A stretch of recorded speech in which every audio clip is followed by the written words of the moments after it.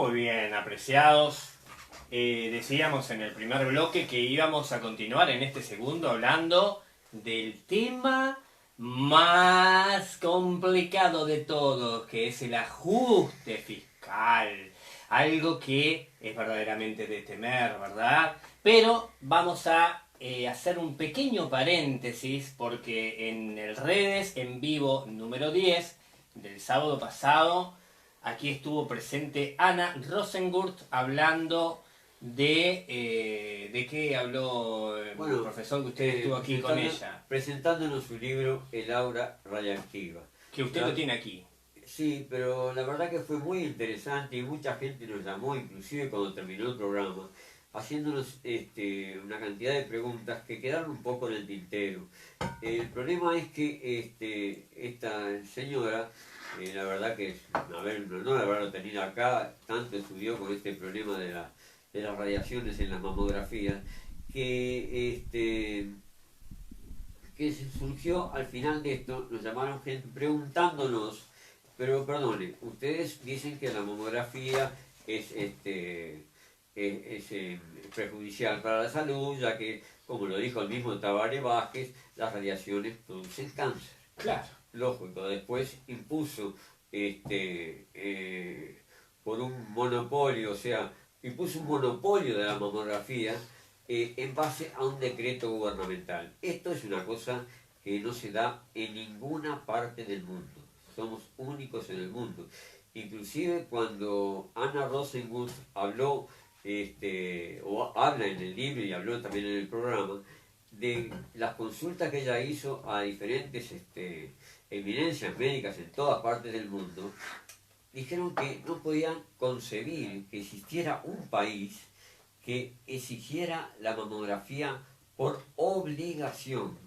O sea, es como que usted le obliguen a tomar un veneno para detectar si tiene una enfermedad. Entonces, es una cosa tan ilógica abusiva. No es abusiva, algo tan fuera de... Descabellado. Descabellado que no se podía entender. Entonces, por las eminencias médicas de todo el mundo, ¿no? Y menos teniendo un presidente oncólogo. Y menos teniendo un presidente oncólogo, muy bien dicho eso. Entonces, pero alguien nos dijo, bueno, fenómeno, en este país no existe otra opción. Usted o se hace la mamografía o no tiene otra opción para detectar un problema cancerígeno en su seno. Pero existen otras opciones. Acá por ese ¿Cuáles son? Y las opciones que hay son dos, fundamentalmente, que hemos investigado. La termografía, o termo de temperatura, el estudio por temperatura, con radiación infrarroja. La radiación infrarroja tiene una longitud de onda mayor que la luz visible, pero menor que la del microondas, ¿no? ¿Y qué sucede? No tiene ningún efecto nocivo para la salud y se detecta un problema cancerígeno mucho antes de lo que puede detectar una mamografía, por ejemplo. Y también el otro que se está estudiando en el primer mundo, estamos hablando y no acá, es la elastografía, o sea, el problema de la detección de cáncer por ultrasonido. Estos dos sistemas que se están aplicando en el primer mundo, que por supuesto acá son totalmente ignorados por este monopolio que hay. Hay un monopolio, sí. Un monopolio gubernamental. Con el tema del cáncer, ¿no? Con nada menos. Una cosa increíble, ¿no?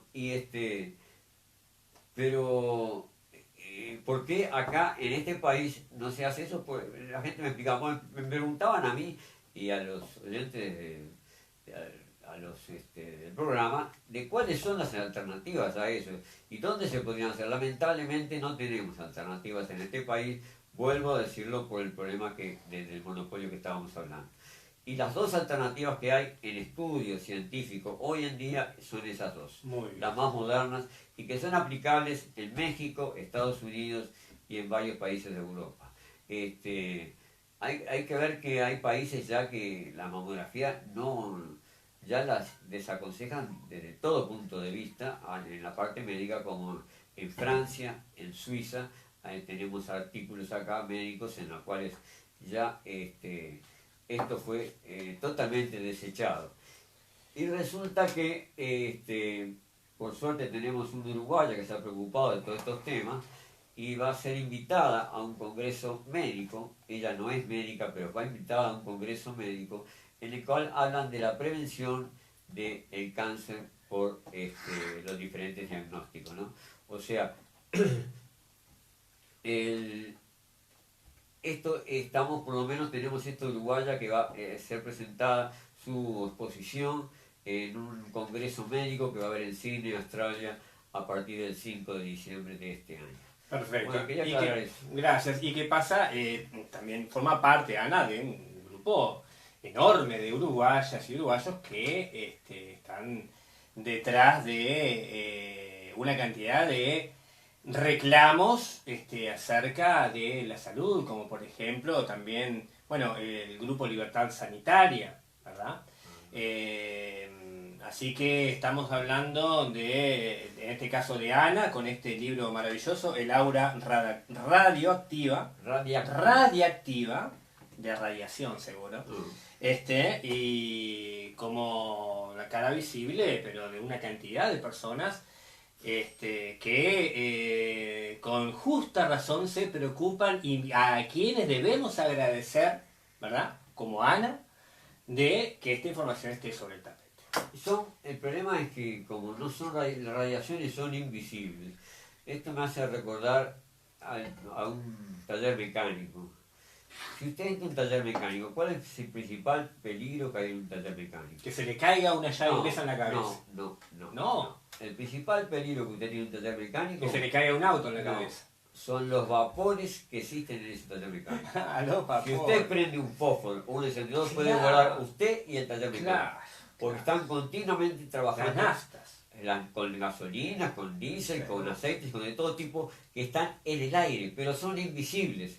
Y como no se ven, ese es el problema. En este caso de las radiaciones también, como son invisibles y como no se ven, la gente no pone atención a eso. Correcto. Pero cuidado que estas radiaciones son muy nocivas para la salud. Y se obliga a las uruguayas a hacerse una de estas mamografías cada 2 años y cada 1 año también se las incita, si bien no es obligación, cada 1 año hacerse. O sea, se está exponiendo a nuestras mujeres uruguayas a un acto médico altamente invasivo como es la exposición a las mamografías, a las radiaciones de las mamografías, que inducen al cáncer. Y esto lo está haciendo un presidente oncólogo que pasará a la historia del Uruguay. Por eso yo a veces cuando César dice, y van a ir al basurero de la historia, yo me alegro, realmente es así. Recordaremos, será tristemente célebre el señor Vázquez por haber sido uno de los impulsores del monopolio del cáncer en el Uruguay, por haber sido uno de los impulsores del peor negocio en toda la historia del Uruguay, como es la instalación de UPM, de UPM2, ¿verdad? Con el endeudamiento, del mayor endeudamiento también en toda la historia, hecho de un saque, 5.000 millones de dólares, más que lo que hizo toda la dictadura junta, la hace este señor presidente, que va a ir al basurero de la historia, y lamento porque hay personas que seguramente se ofendan, sean objetivos y vean cuáles han sido las acciones de este grupo de gobierno que tomó el Frente Amplio, que ingresa al Frente Amplio y que lo desvía para beneficio de los bancos, para beneficio de las corporaciones, para beneficio de los lobbies y empresas extranjeras. Como bien sabe todo trabajador uruguayo y todo pequeño empresario. Una cosita más y termino con este tema. En el libro hay estadísticas de científicos y de clínicas médicas a nivel mundial, en Canadá, Estados Unidos y en Europa, en el cual atestiguan de cómo aumenta el riesgo de contraer un cáncer de mama al aumentar la cantidad de mamografía. Porque la radiación se va acumulando en el cuerpo. Entonces, una persona que tiene una mamografía tiene una cierta capacidad, pero se ha estudiado con estadísticas que una persona que tiene 10 mamografías, por ejemplo, tiene mucha más posibilidad de contraer Por un cáncer supuesto. que una anterior. Eso está demostrado estadísticamente, no por políticos, no por clínicas médicas, a nivel universal. Yo no puedo creer que se haga sabiendo esas cosas y con un presidente oncólogo, no puedo creer que se habilite ese tipo de leyes y de imposiciones, ¿verdad?, que exponen a nuestras mujeres al cáncer. Y voy a decir algo más. No creo que sea inocente, señor Arturo Crespo. No creo que sea inocente. No creo en la inocencia y en la idiotez por parte de los políticos. No creo en la falta en eso de meter la pata. Esto es otra forma de meter la mano en la lata con este monopolio del cáncer. ¿Será para lograr mayores clientes? Yo levanto esa sospecha. A ver si no es para lograr que haya mayor gente enferma de cáncer para después tratarlos en su clínica privada o en ese monopolio del cáncer que hay en Uruguay. Entonces bien, ¿no? Es una perla más dentro de un conjunto, de un collar de corrupción que adorna el tristemente célebre Uruguay de estas décadas. Pero es increíble cómo estos países en el primer mundo no entienden que haya un país que obligue a hacer una mamografía obligatoria, sí, que lo obligue a las mujeres a hacer. O que obligue a la bancarización obligatoria. Si no, te dan el carnet de salud. Si no, esa persona no puede trabajar. Claro. Tampoco entienden lo que es el carnet de salud. No, y que lo van porque el problema es una persona asintomática. Estamos hablando de mujeres sanas, ¿no? Sí, sí, sí. Ahora, si usted tiene un problema hereditario, eso puede cambiar. Claro. Pero no una mujer sana, claro, hacerse una mamografía no tiene ningún sentido. Bueno, verdaderamente vamos a cerrar un poco este paréntesis entonces sobre el tema de las mamografías, que a mí me indigna porque realmente es exponer a nuestras mujeres, a las uruguayas que están escuchando, a todas las uruguayas, desde chiquitas, desde apenas, ¿desde qué años empiezan las mamografías? Ya empiezan a ser adolescentes o jovencitas, a los 20 años, las exponen a una mamografía cada 2 años o cada año. Con 10 mamografías, 15, 20 se aseguran el cáncer. A mí no me vengan con cuentos. Como dijo León Felipe, me sé todos los cuentos. Vamos a hablar del ajuste fiscal. Unos momentitos. ¿Qué es un ajuste fiscal?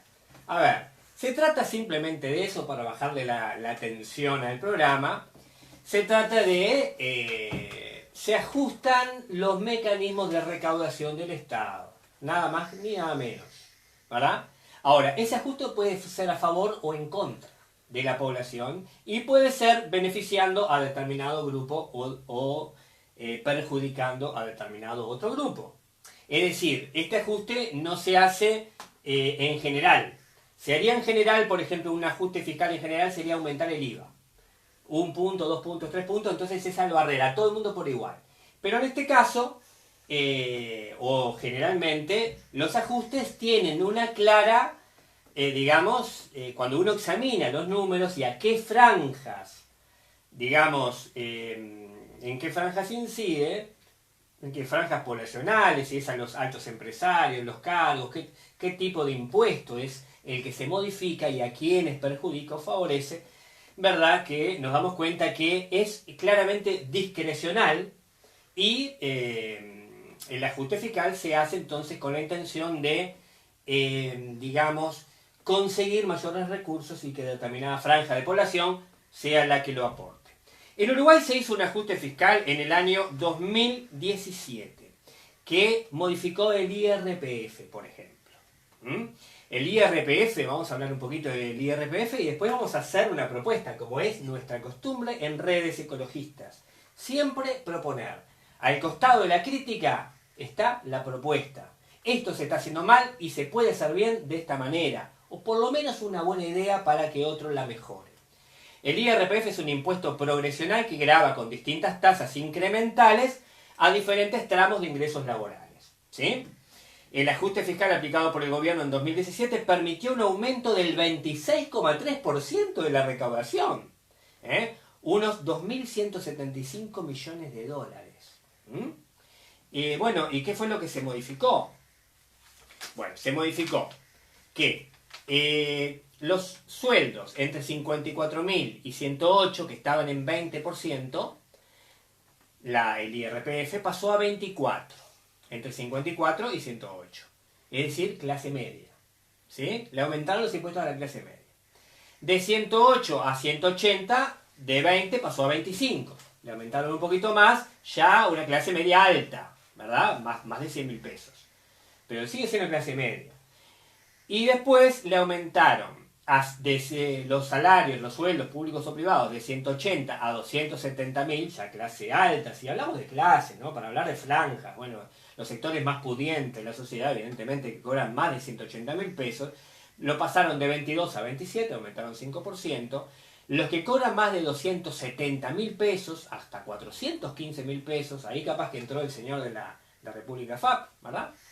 A esa franja, ¿verdad? Solamente a esa franja, de 25 a 31, un 6% de aumento, y más de 415.000 pesos, que también hay salarios superiores a 400, ahí entra nuevamente el gerente de República FAP y todo su séquito de cargos gerenciales lo aumentaron de 30 a 36.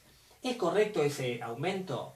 Sí, es correcto. ¿Trajo un beneficio para el país? Sí, trajo un beneficio para el país. Se aumentó la recaudación un 26%. El único detalle es que se afectó a las clases altas, pero también a la clase media, porque nadie que cobre 54.000 pesos, ¿verdad? Y se le aumenten los impuestos, no estamos hablando de una persona muy pudiente, estamos hablando de una persona que apenas todavía está por debajo de la canasta familiar. La canasta familiar está en 85.000 pesos, así que 54 está bastante por debajo. Está cercano a una media canasta, o sea que es clase media baja. ¿Sí?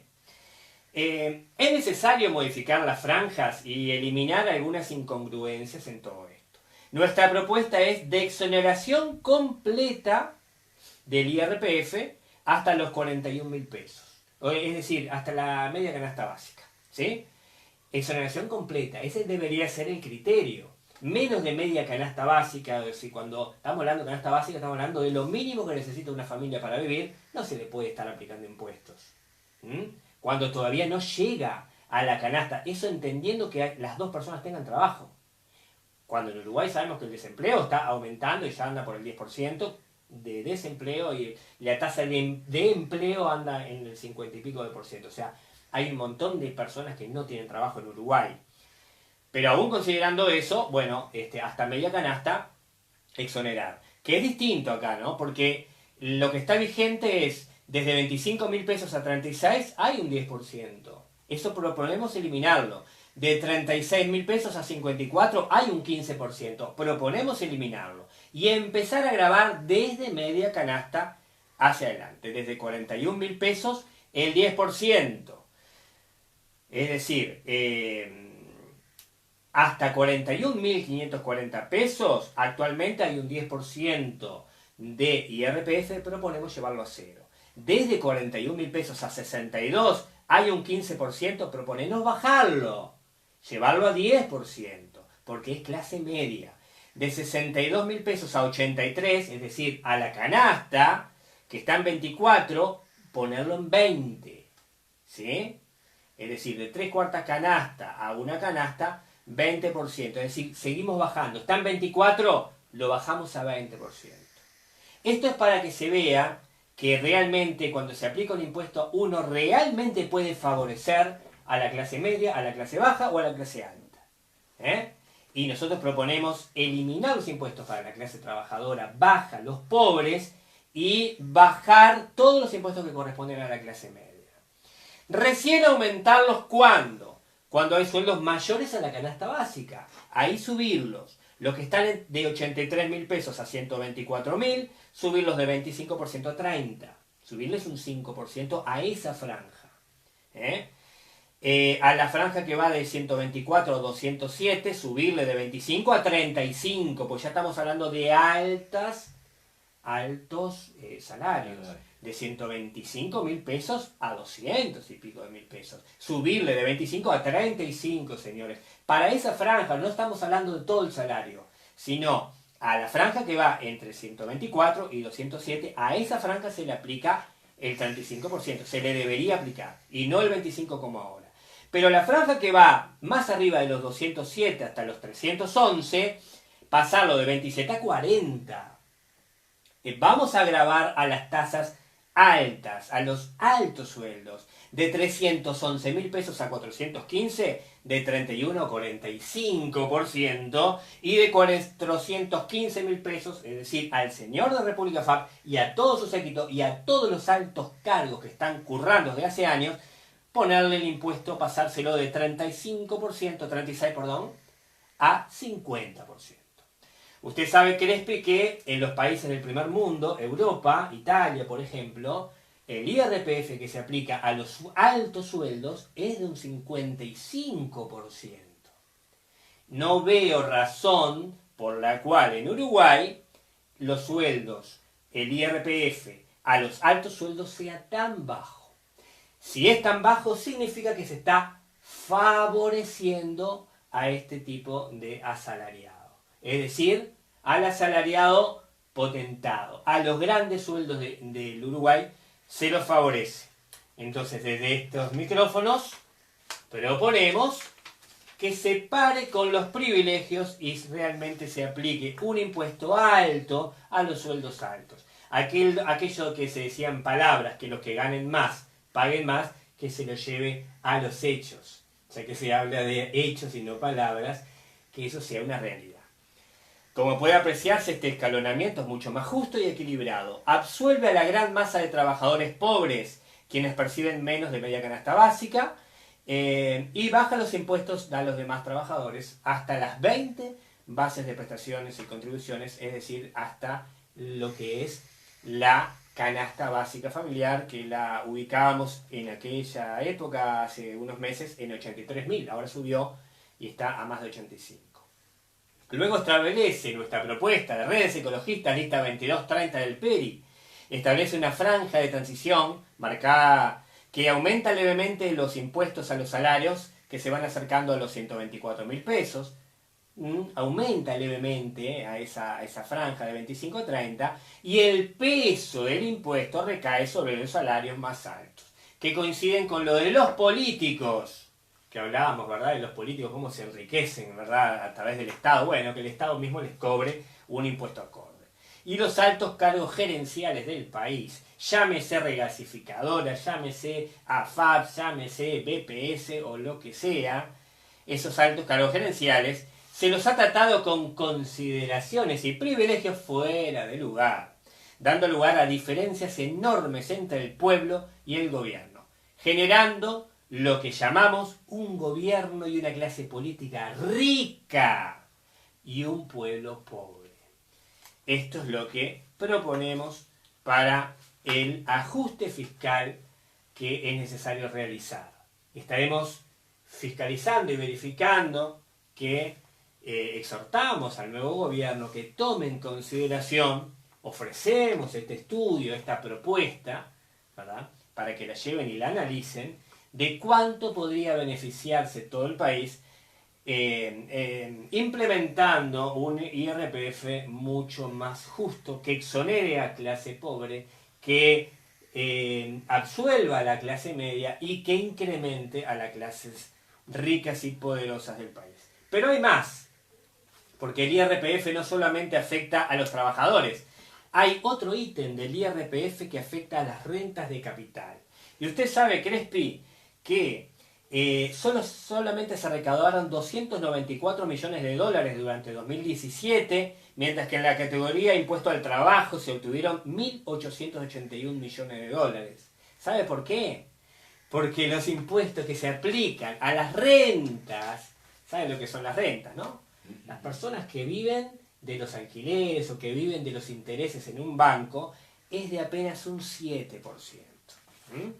Entonces, nosotros proponemos subir el impuesto a todas las rentas como una manera de desestimular, ¿verdad?, el capital ocioso, desestimular la obtención de ganancias en base a simplemente depósitos en bancos, que no es dinero circulante, ¿verdad? No es dinero que activa y redinamiza la economía, sino que es un dinero estancado, que está en los bancos, que los bancos trabajan con ese dinero, nada más son los únicos que se benefician.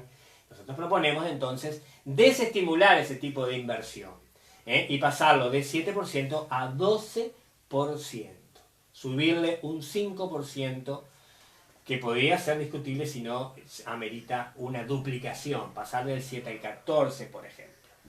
Es acá entonces en donde vemos a quienes favorece, complace y defiende este gobierno. A los especuladores y rentistas, señores. Y lo hace en detrimento directo de los trabajadores, a quienes sí les aplica los altos impuestos que sufrimos todos los uruguayos. Entonces, ¿es necesario realizar un ajuste fiscal en el Uruguay? Sí. ¿Es necesario suprimir y combatir la corrupción estructural? Sí. ¿Es necesario combatir el despilfarro en el Uruguay? Sí, pero hay que hacerlo de la manera correcta. Se debe realizar por las siguientes razones y bajo las siguientes condiciones, refiriéndonos al ajuste fiscal. Razones: para corregir el déficit fiscal, para corregir la desigualdad social, para eliminar absurdos privilegios. Y condiciones: se debe comenzar desde arriba, no desde abajo, recargando los salarios más altos del país y las rentas. Se debe aliviar la carga tributaria de los trabajadores menos remunerados. Se debe promover la dinamización de la economía del país, aportando circulante a la economía real, lo cual refuerza las condiciones anteriores. Esta es nuestra propuesta entonces de Redes Ecologistas, lista 2230 del PERI.